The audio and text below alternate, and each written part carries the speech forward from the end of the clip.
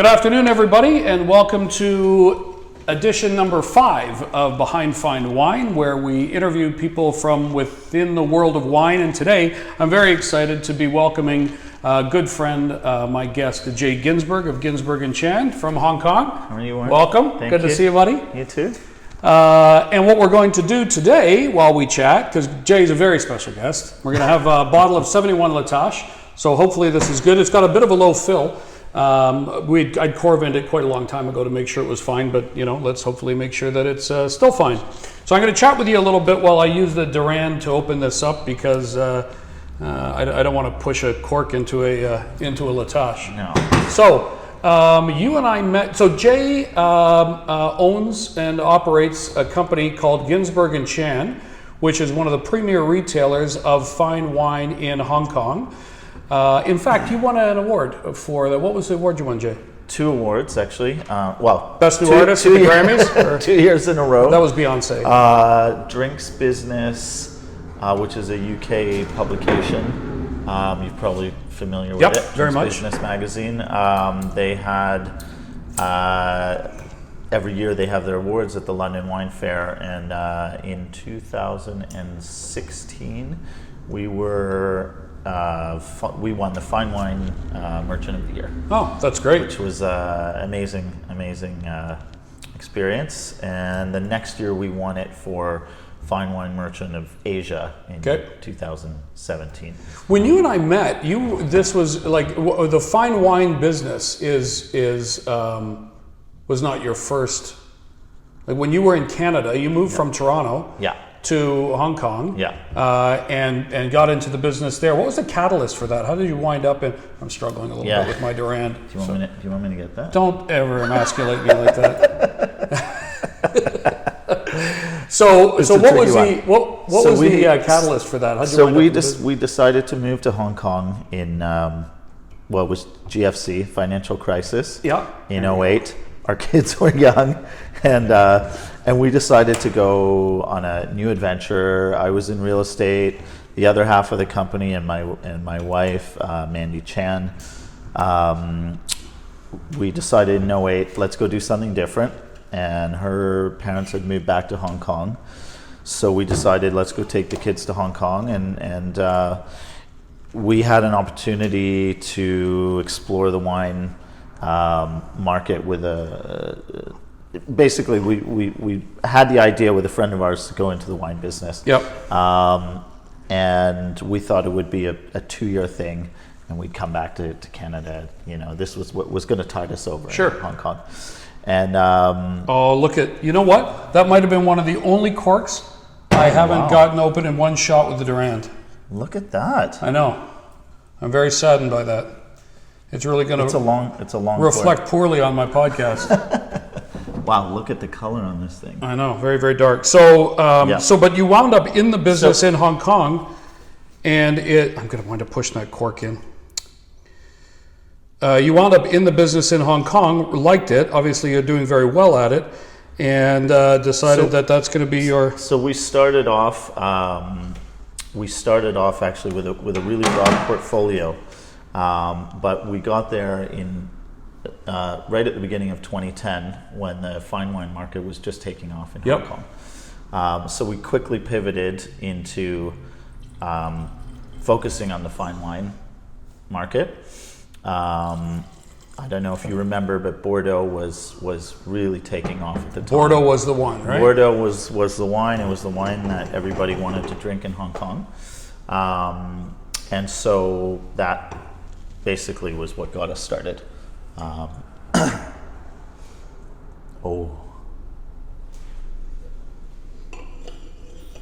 Cheers. Cheers. Heavy brick, isn't it? Yeah, but it's okay. Yeah, it's okay. I think this is going to change pretty rapidly, though, too. There's a little bit of funk that might toss off.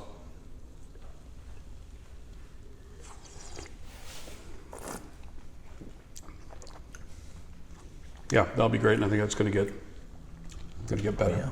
Yeah, you can definitely tell there's La Tache in there. Yeah. So, and so you wound up, I mean, you stayed, you've got how many employees now? We have 14 on our team. Yeah. And you specialize in the highest end of the market, right? Is Yeah. that your Yeah. your niche? Is that? And in Hong Kong, I think people think of Hong Kong, Jay, like it's just nothing. In North Americans, I should say, right? That it's just people drinking Lafite and Latour all day long. No, they drink DRC as well. Oh, do they? Okay. Well, then never mind. But the thing that I really enjoy about coming to Hong Kong is that people really do drink the wines. Yeah, oh, and they enjoy the definitely, wines. So it's not like we're going to put them in our cellar and never go there again, right? So I mean, it's the only market that I know. It's the only wine market that I've grown up in, and so when we have other suppliers or merchants or whoever, even collectors coming to Hong Kong from around the world, no one can believe what kind of wines that people are drinking on a daily basis. This is just, every day, Monday to Sunday, people are drinking incredible wines. I think culturally, correct me if I'm wrong, because you must have had a big culture shock going there, being a... Coming from Ontario? Yeah, Definitely. but culturally, I've found that a lot of times people here will tell you wines that they have.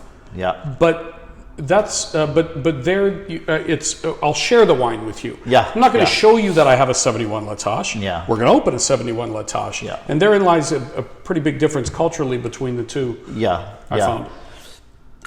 It's very generous. Yes. When you go, this is their culture. When you go to eat with somebody, you're eating usually at a table with, 8 or 10 people, and everybody brings wines. And nobody wants to be seen bringing, a wine that's not going to match at least everybody else's wine. And so, for that reason, I think that's part of the reason why people are drinking such incredible wines. You don't want to be the one. You don't want to be the one who's brought the worst bottle to the Thanks table. for the white Zinfandel, Norm. Right. Exactly. Yeah, so, there is a bit of competitiveness there, but it's also just generosity. Yeah. They're incredibly generous. Right from the start when we got there, we were drinking wines with our clients that completely blew us away. Yeah. I remember the first time we had a Lafite. I think it was like the third month in that we were in Hong Kong, and we went for dinner with the client, and I brought an 86 Cause, and I was really excited about it. And my customer was like, "Oh, this is great. Yeah, you'll be the guy at the table. It should go really nice with this 96 Lafite. I can't remember what it was, 96 or 90 Lafite." And I was like, "Oh, I think I need to up my game." So to that end, when we look at where China goes is where the market goes, right? As far as fine wine is concerned, and so you guys because it's either the world financial situation or austerity or something that and it always impacts the fine wine market. So what's happening right now in Hong Kong, and how is that impacting the rest of the fine wine market around the world? Yeah. Well, I think there's a few that, like, the broader trend, which has been happening for a few years now, is that Asia is looking beyond Bordeaux. That's been the biggest shift in the wine market, I think, from a macro perspective. Now, is that a maturation of the palate, some would say, or is it a? I think it's. The Bordelais, with the help of the UK trade, did a fantastic job of selling Bordeaux to Asia.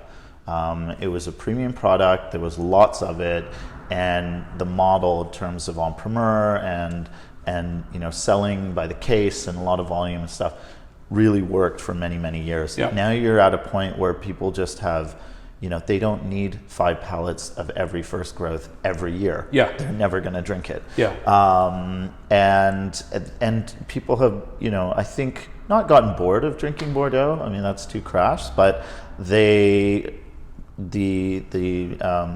palate has changed. So the Bordeaux market has softened. The Bordeaux Burgundy market market obviously is where the money is shifted to. Burgundy, Rhone, even Italy. Rhone hasn't. Okay. Rhone, northern Rhone is really, I would say, taking off finally. Okay.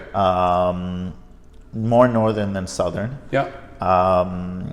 Loire Valley, even the U.S. Really? Okay. We're seeing a lot more interest from. It's still the top wines. Yeah, right? sure. Sine Que Non, Harlan, Yeah. things like that. Opus. Opus, Dominus, etc.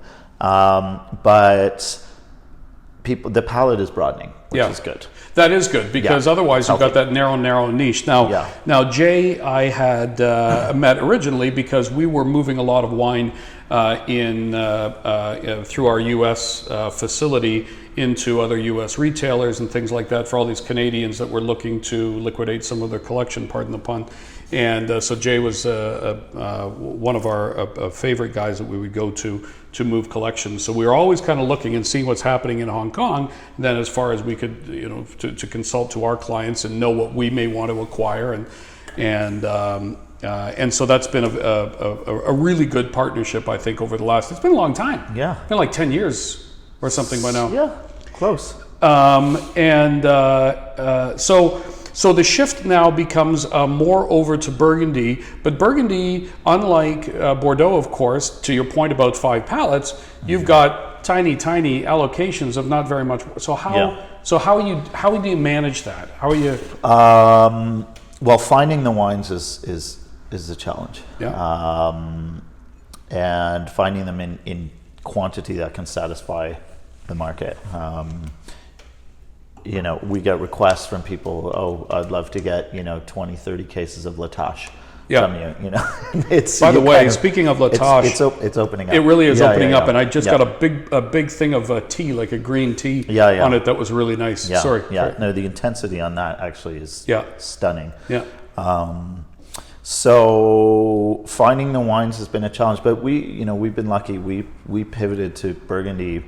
I think we got in before this last wave, and so we established some really good relations with suppliers globally. Yeah. So we're able to still source, but it's getting more and more competitive. Now, sorry, is it all levels of Burgundy that are good in your market, or is it only something that has a value of $500 and above, or where's your market? I would say it's both. For sure, at the very top end, we can't satisfy enough demand for DRC, Loire, Rousseau, the top names. Yeah. And because you're talking about a handful of cases and bottles here and there. But at the mid-range as well, there's a lot of demand. And where are you finding them outside of Negociants? Throughout Europe. Okay. There's dealers in Europe and the UK. But we really try to find collections. I mean, that's our big thing. So good collections with people who've been buying for, have a history of 20, 30 years.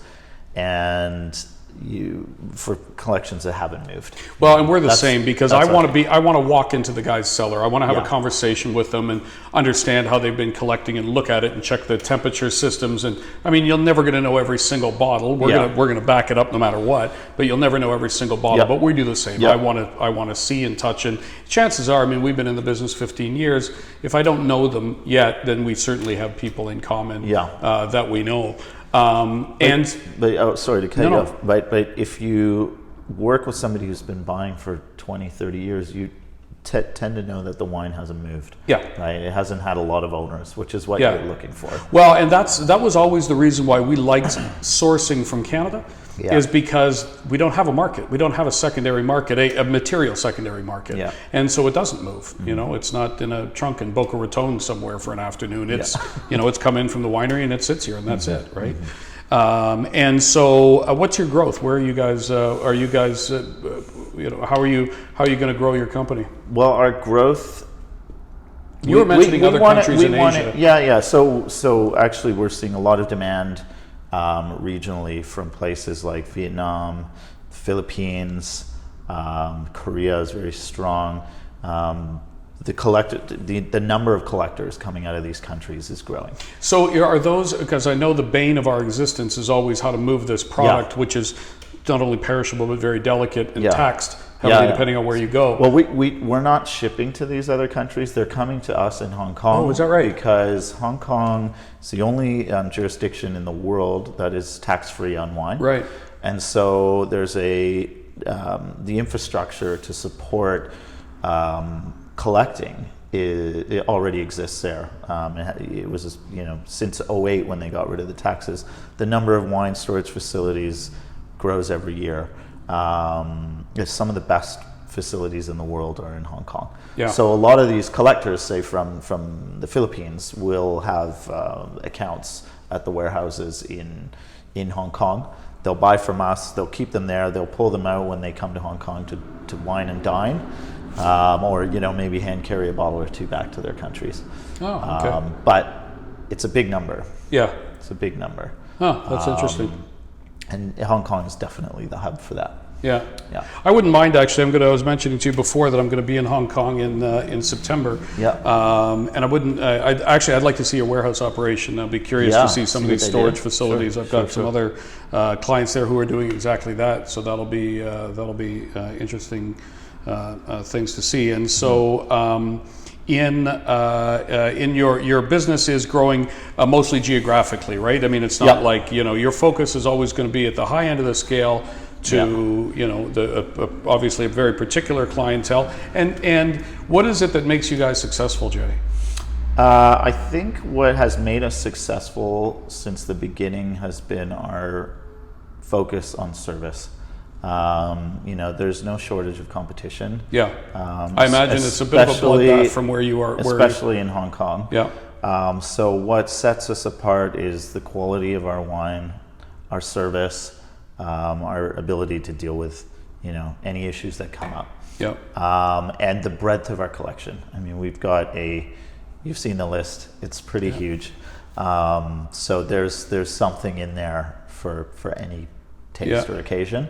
And we don't want to grow. Our aspirations is not to grow huge. Yeah. We want to grow organically and just keep. It's hard to scale up Well, a luxury business. It like is, this, and right? I keep saying it's a slow roll, right? Yeah. So as long as you just keep moving it forward and being a little bit better each, all the time, and servicing the right clients, then there's no overnight. Something is going to change and triple that doesn't exist in our business as far as I know. No. Not that I've seen. No. And we're happy. We're happy with where things are. We want to reach more people in other countries in the region. Yep. And just be the best wine merchant in Asia. That's our aspiration. That's a good aspiration. Well, we get a lot of collections, mostly from Canada, where I like to source them. I know where they're from. So we sell that which we can to the base of people that we know. So it's always good to be able to have a supplier who I can send a lot of our wines. I mean, we have a wholesale and a retail channel is really what it is, right? And so we'll find some wines that are more desired by our clients locally. And then that which we don't move locally, it's always good to have another channel. And you guys have been a great partner, as is evidenced by the fact that I'm going to serve you a La Tache, for God's sake. Yeah, that's true. That's I had another supplier in Earl. We had a Skinny Girl Rosé. Nothing against Skinny Girl Rosé. It's just where I'm going. Anyway, cheers. Thanks for coming. What's your website so that people want to check you out if they're coming through Hong Kong? You're in Central. Ginsberg+Chan.com. We're in Central Hong Kong on Queens Road, which is if you drop the Google pin on Hong Kong, it basically lands on top of our office. So very convenient location. We have a lot of great wines in shop, and if you're visiting Hong Kong, definitely look us up. If you're a collector and you happen to be in Hong Kong, which everybody should experience, stop by and see our friend Jay and Mandy at Ginsberg+Chan. Jay, thanks for coming. Cheers. This is a lot of fun, and we're going to enjoy some more of that? the rest. No, that's it. You get one splash. That's all you get. Anyway, thank you very much. We'll see you on our next edition of Behind Fine Wine.